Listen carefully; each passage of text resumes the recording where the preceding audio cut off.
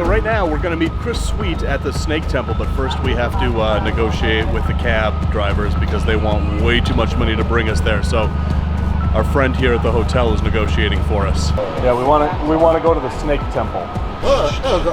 Snake. Snake. Yeah, snake. That's what we want. Yeah. All right, we got a cab, and this seat needs to go all the way back. All the way back. There we go. All right. Oh, still cramped in here. I just don't fit into the world. Adam, you got that problem? Feel great back here, Dave. Yeah, got a lot of room? Feel great. Yeah, that's good.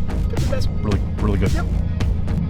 And we are stuck in dead stop traffic here in Bangkok. Bangkok is a wonderful city, but has the worst traffic ever. So yeah, we'll get to that Snake Temple soon enough, but I don't know. Let's just roll the intro. I'm Dave Kaufman, and these are my reptile adventures.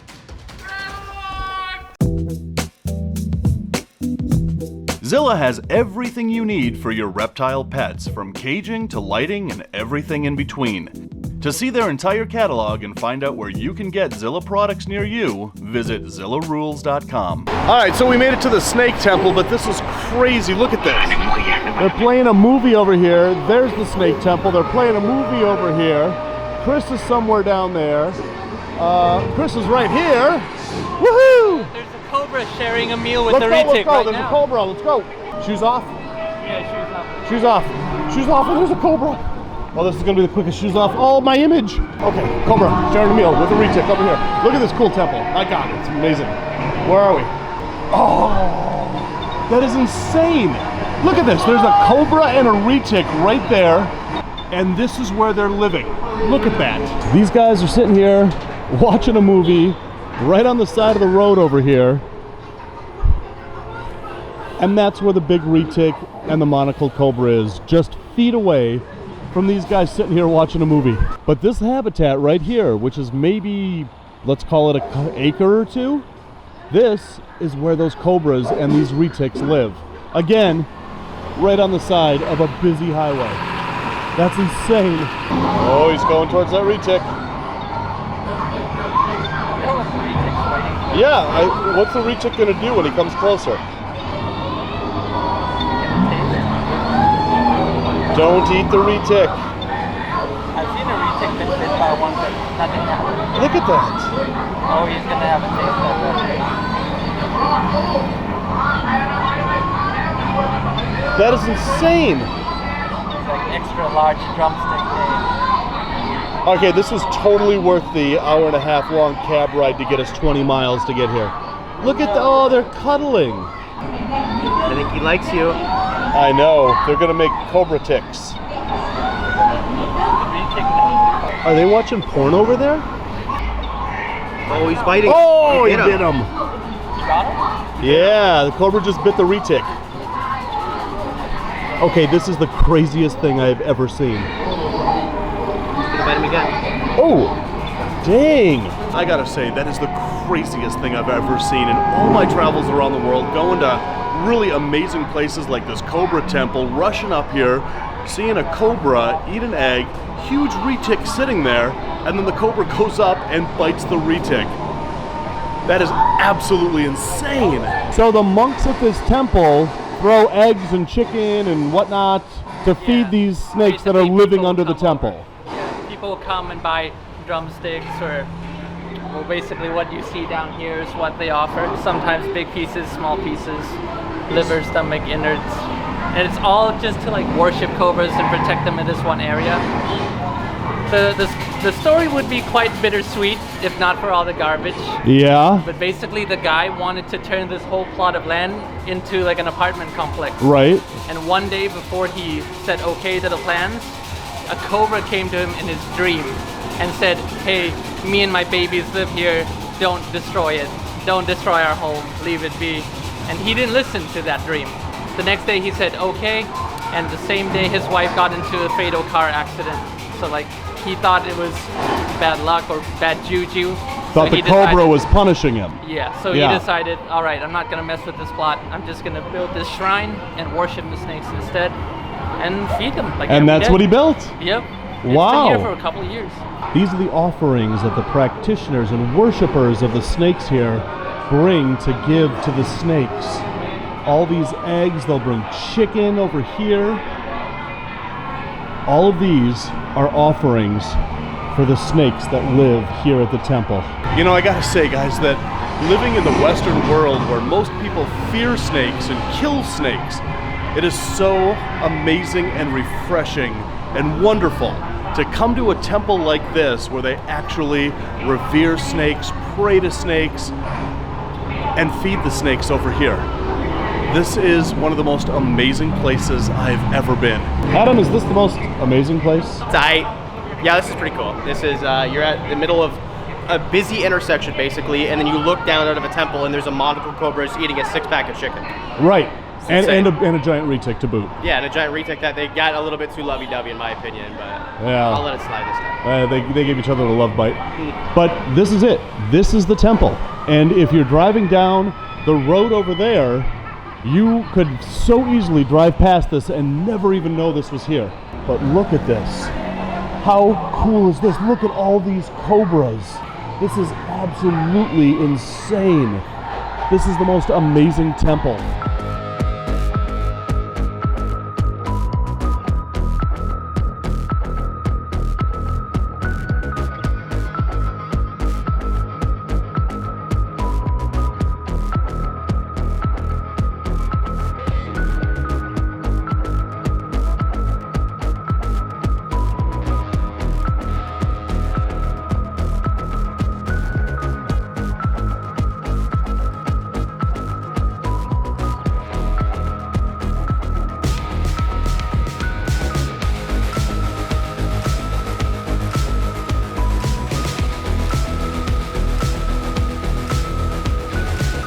So are the practitioners of this temple, the worshippers here, are they actually praying to the snakes?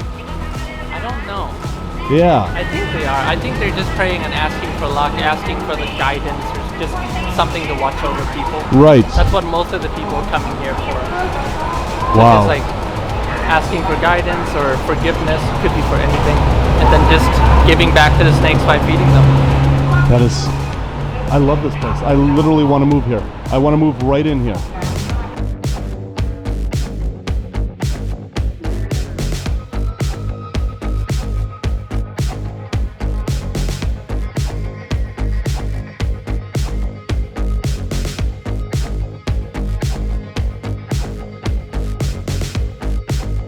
Look what they're doing. They're releasing a retic. Oh, wait. What? Where's that? So those guys just found a retic on the road, and they're releasing it here at the temple. What? All right. Oh, that is the coolest thing ever. He said like some of the villagers back there were scared of it and they found a python in their home. So he just brought it to release here. That is wonderful. Tell him thank you for not killing it. He's done it like 7 times now, just bringing snakes. Very nice. Okay, that is just awesome. That was absolutely amazing. This guy is driving down near an apartment complex over here and sees a snake, sees a retic, and instead of killing it, brings it here where he knows that it's going to be protected.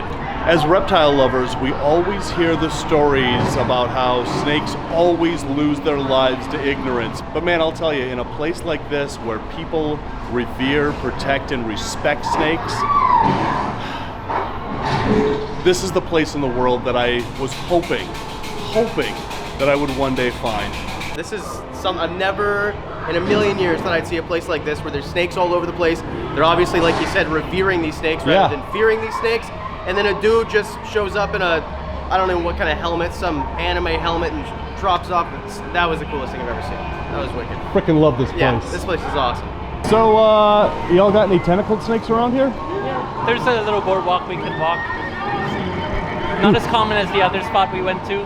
It's way shorter, about 30 minutes, but hopefully we'll get a retic. We can get the large-eyed pit vipers and the white-lipped pit vipers coexisting in the same habitat. Let's do it. All right, Temple. You are fantastic. So we're gonna head down this boardwalk right here, and hopefully in this canal right over here, we are gonna find the weirdest snake you guys have ever seen, the tentacled snake. All right, have a look at this chubster of a black-crested toad. These are I really love these toads. Can we get these like at Tinley? Anybody? Anybody gonna answer me? Yeah, I'll use my prison pocket to get them home, Dave. Well, I hope you have a pretty big prison pocket. All right, so look at this big hole right in the middle of the boardwalk. Chris just told me Chandler fell in there. And the legend has it, he's still down there somewhere. All right, look at that. No way. There's a huge water monitor on the top of this pole, just on the other side of this canal. Look at that, he climbed all the way to the top just to grab a snooze. Adapt and overcome. Adapt and overcome. No. Wow. Okay, that is one strange place for a water monitor. This is the world's crappiest shot of a white-lipped viper. Enjoy the crappy shot. Did you just fart? I think it was the white lip. Oh. Oh my God, there's another water monitor over here. This is insanity. And we still are in the city limits of downtown Bangkok. This is why I love this place. Just chilling. Just chilling. You don't find these in Minnesota? Well, maybe Twin Cities reptiles. I want to take him home and name him George. Boy. It's Asian water monitor. He's not invasive. He does belong here. He does belong here in Thailand. His name is George. And we're gonna name him George. Boy. And here, sitting peacefully amongst the grass, is a colloides, otherwise known as an oriental garden lizard.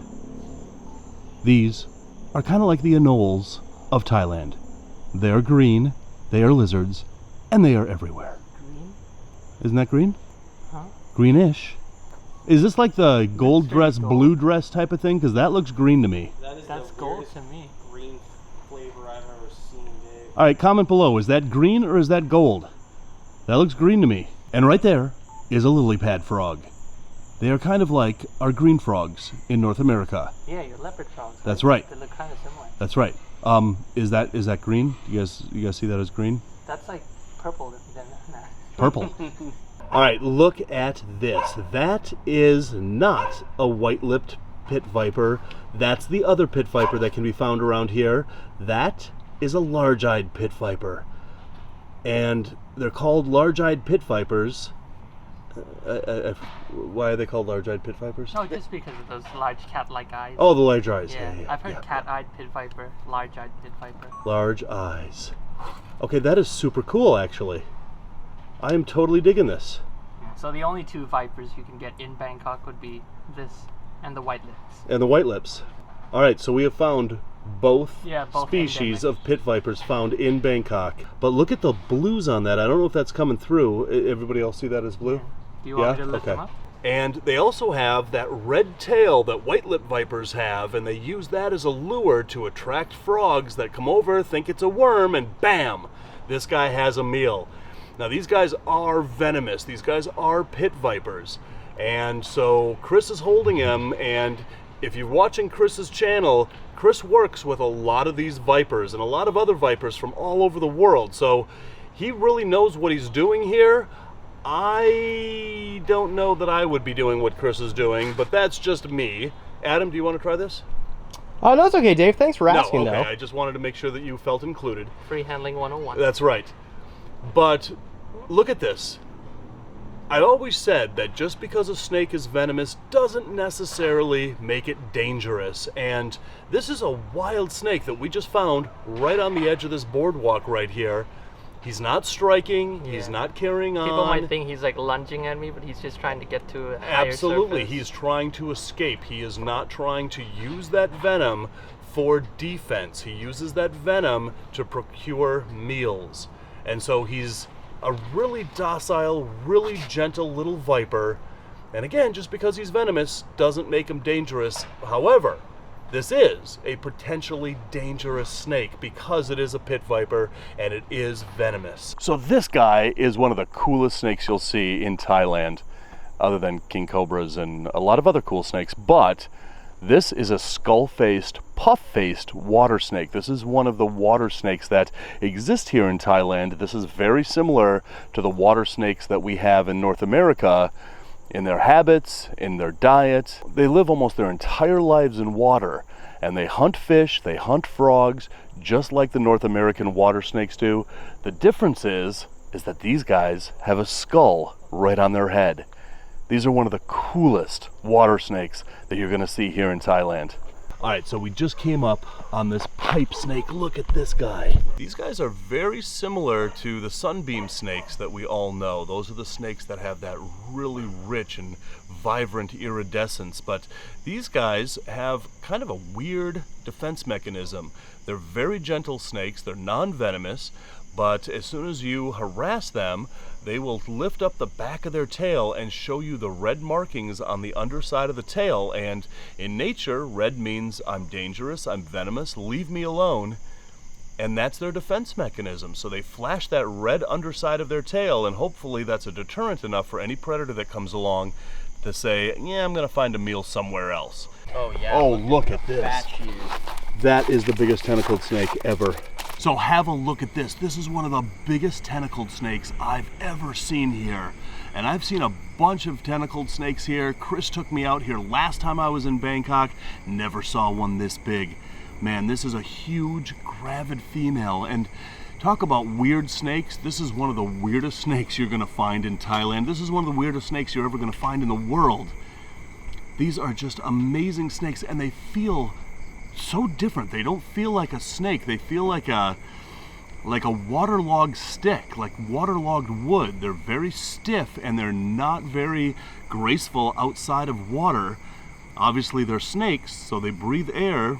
They don't need to be in the water, so this isn't hurting her at all. But this is a big gravid tentacled snake. Just look at the belly on her. So she's gonna have a litter of just tons of babies. Who knows how many babies are in there? But man, this is, again, the weirdest snake that you're gonna find in Thailand, maybe in the world. And if you look at that nose, that's why they're called tentacled snakes. So they live in this putrid, muddy, dark, dank water.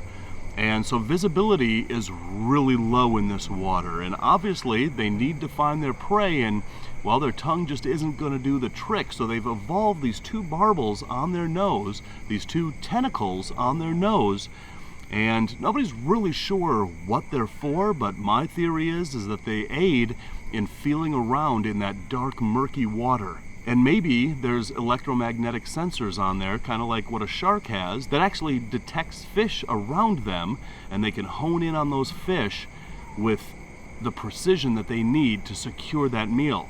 Now, these are considered rear-fanged, mildly venomous, but they're not dangerous to humans at all. But tentacled snakes, man, these are every herper's dream to come to Thailand and find. And in this canal in here, they're extremely common.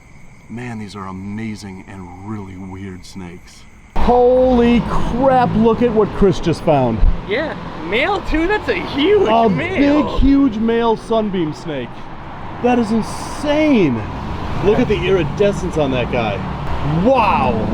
Whoa, have a look at this. Literally right on the side of this busy highway, Chris pulls out a sunbeam snake.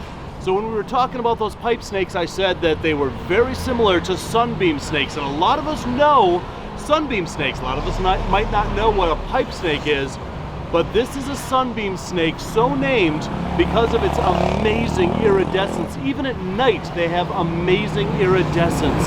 And I found one of these the last time I was here. This is by far the biggest one that I have ever seen, and this guy is out here hunting other snakes. Man, this night could not get any better. Man, first the temple, then the sunbeam snakes, then every other thing that we found. What an amazing snake. Now these guys are fossorial snakes. They spend most of their time underground, but at night like this, they'll come out and they'll hunt for frogs, they'll hunt for snakes, and usually you find a big one like this, and they're female. Yeah, it's like rare this one, yeah, this one's a male. This one's a big male, but look at that iridescence on him even at night. This is why I love Thailand. Woo! Sunbeam snakes. You can't beat this. So guys, this has been my third trip to Thailand, and there's gonna be a fourth, fifth, and sixth trip. I absolutely love Thailand. And tonight is exactly why. I have never had a herping night as good as this. And Chris, thank you so much. It's because of Chris that we found what we found. If it was left up to Adam and I, we would have found at least one snake. Seriously, it's all about Chris. So check out Chris's channel, link in the description below. Check out Adam's channel, link in the description below. Guys, there's lots more reptile adventures coming up from here in Thailand. So until then, love the planet, feed your reptile obsession, and rattle on.